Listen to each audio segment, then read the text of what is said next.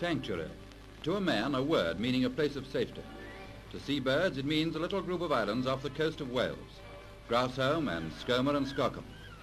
We join a party of naturalists on a visit to observe the island's feathered population and to ring selected specimens.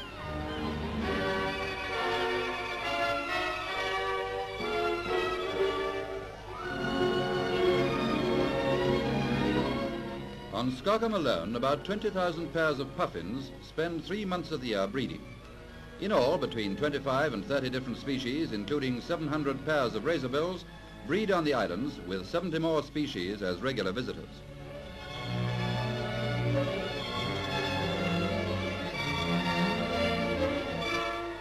Security from gunshot and scare has made the sanctuary's birds almost tame. Some are ringed, later to be caught again, to provide data for the ornithologist as to the life of the species, how long it spends at sea, and what are its breeding habits.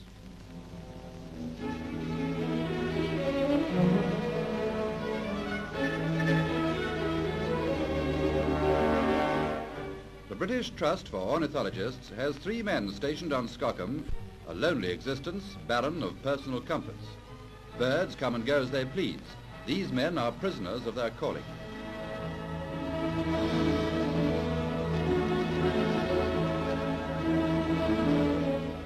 Sometimes a bird, for ringing, has to be stalked like a deer.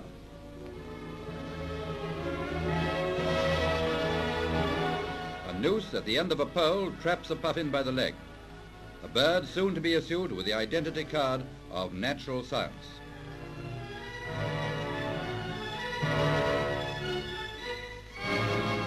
But his captivity is only temporary, for freedom is the birthright of every creature on the island sanctuary.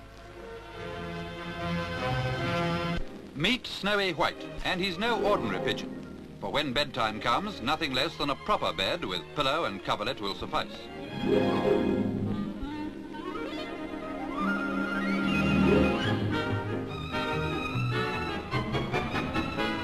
Every evening, Anthony brings Snowy indoors for a 2-hour nap, and he does it in style.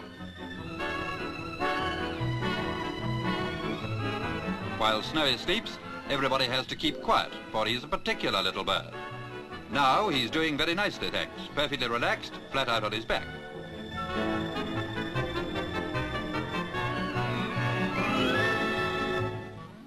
Anthony's more proud of him than any in his collection of 10. Including Snowy's parents. Snowy, incidentally, was among their firstborn.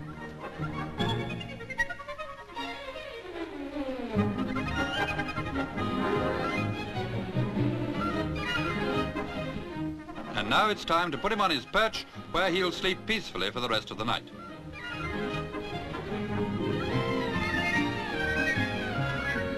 It's a shame to disturb him, but he's a good-tempered little chap. Anthony's nursed him from birth, and he knows he's in good hands. The most he ever says is, cool.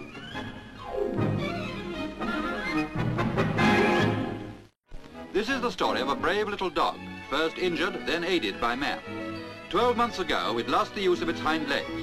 Now it has learned to play once again.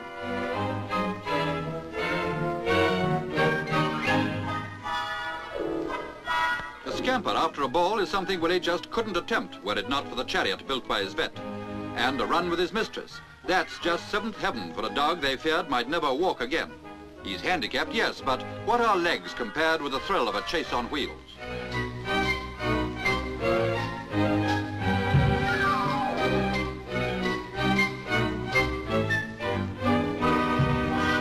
There's still hope for Willie to be back someday with his pals.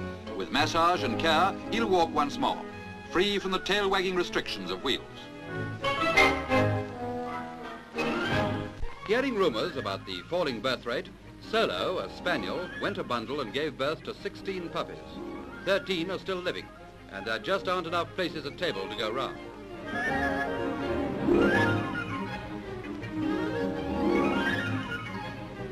With so many mouths to feed, Mrs. Sunnox of Stepney, London, puts her own family on short rations of milk and reallocates the rest to Solo's prodigious litter. After all, there's a limit to what a mother can do single-handed. Mother does lend a hand with the washing up, it's true, but she lets someone else take care of the housing problem. And what a houseful. If Solo had been a Russian borzoi, they'd have made her a hero of the Union.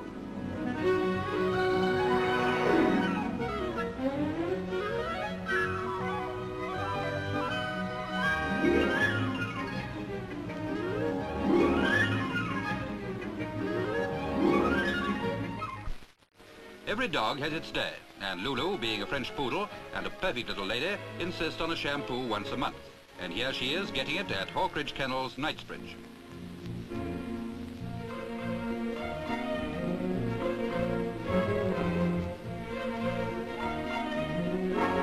Lulu accompanies her mistress to cocktail parties, and when there's a party due, as there was on this occasion, it's that extra touch to a lady's coiffure that makes all the difference.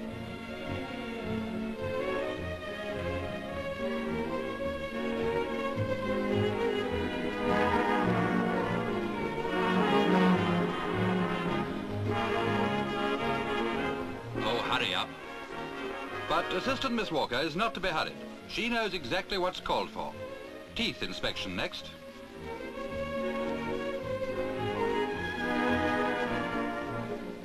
Actually, constant grooming makes a dog happy and healthy, and we must say Lulu looks the better for it. Now the toenails. These must be cut just so, just where they curl and no more, otherwise you're in the quick.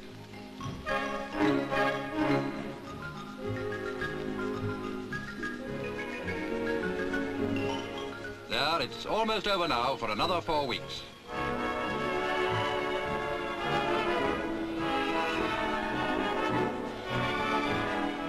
There's a great deal to the expert care of a dog. Proper bathing, avoiding drafts until he's dry, drying out his ears, combing him properly, feeding him and exercising him.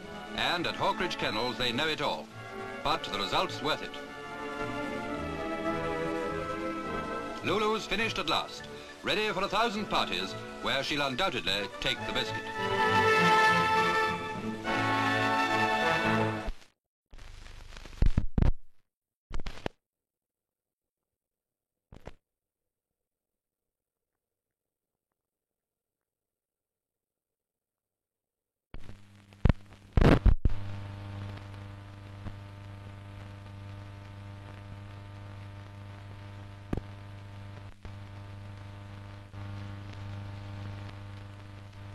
Meet Captain Knight and Mr. Ramshaw.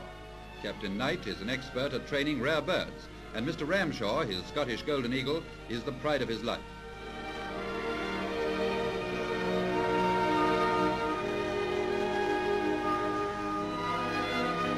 Mr. Ramshaw belongs to a species rapidly disappearing from its natural home, the rocky vastnesses of the Highlands.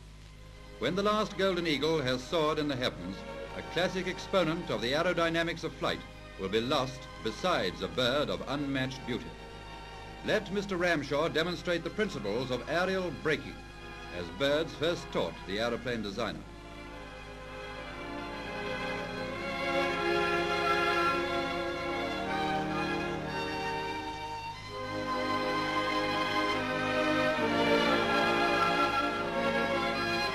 Slow motion reveals the full beauty of the eagle's path and the power of his mighty wing spread.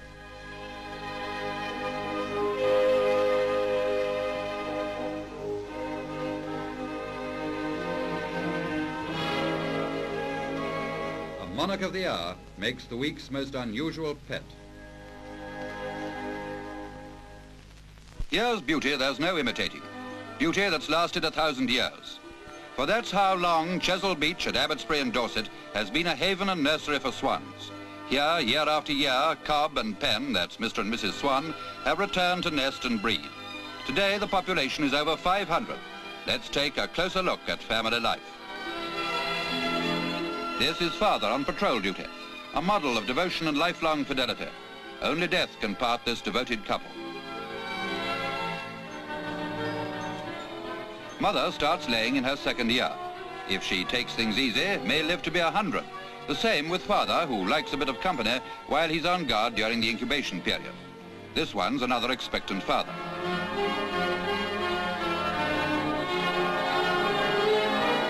Sometimes, when a young cygnet strays from home, it chooses the nearest broody swan for a foster mother. In the case of newlyweds, this is apt to confuse the father, who really doesn't know what to think.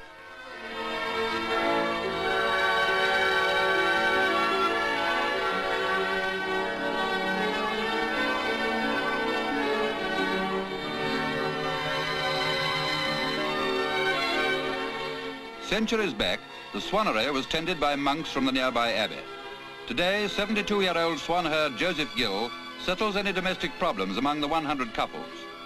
And though the Gill family have watched over the swans for 200 years, he still holds a healthy respect for the mighty 9-foot spread of wings that could easily break his arm.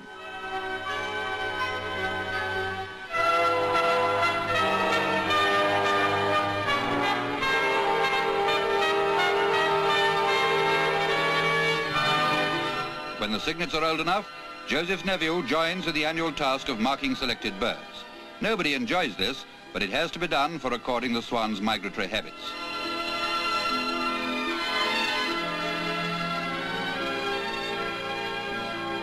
Yes, it's a tidy family for a couple of men to care for. The war threatened to denude the swanery, but now it's almost back to its old strength.